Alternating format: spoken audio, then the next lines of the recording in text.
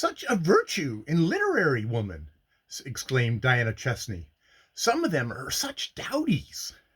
"Most people of culture," went on Lady Sybil, "in our set at any rate, are accustomed to look upon Miss Clare as quite an exception to the usual run of authors. She is charming in herself as well as in her books, and she goes everywhere. She writes with inspiration, and always has something so new to say." "That, of course, all the critics are down upon her?" queried Lucio. "Oh, naturally, but we never read reviews." "Nor anyone else, I should hope," said Lord Elton with a laugh, "except the fellows who write them. Ha, ha, ha! I call it damn impertinence, excuse the word, on the part of a newspaper hack to presume to teach me what I ought to read, or what I ought to appreciate. I'm quite capable of forming my own judgment on any book that ever was written, but I avoid all the confounded new poets. Avoid 'em like poison, sir. Ha, ha! Anything but a new poet.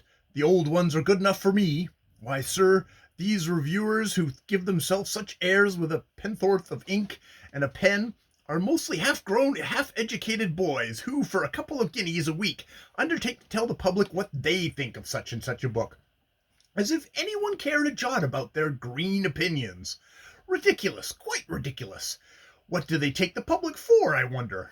Editors of responsible journals ought to know better than to employ such young coxcombs just because they can get them cheap." At this juncture the butler came up behind his master's chair and whispered a few words.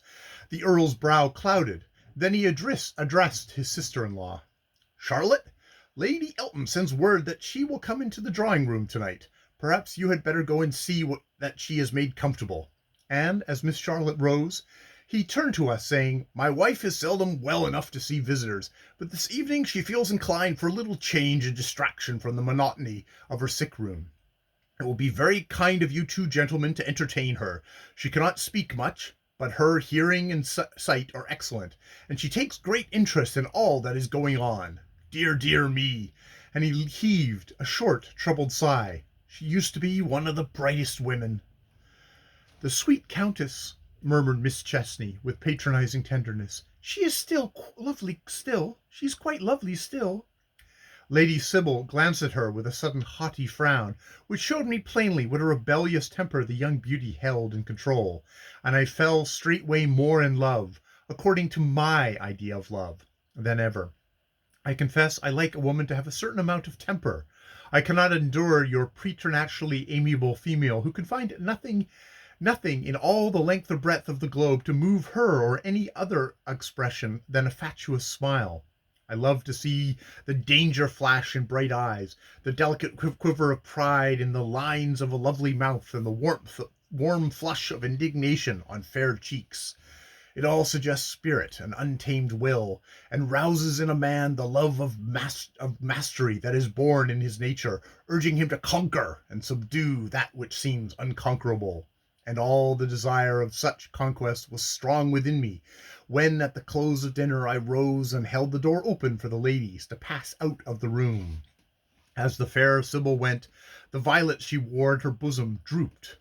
I picked them up and made my first move. "May I keep these?" I said in a low tone. Her breath came and went quickly, but she looked straight in my eyes with a smile that perfectly comprehended my hidden meaning. "You may," she answered. I bowed, closed the door behind her, and secreting the flowers, returned, well satisfied, to my place at the table. End of chapter 12 of The Srrws of Satan.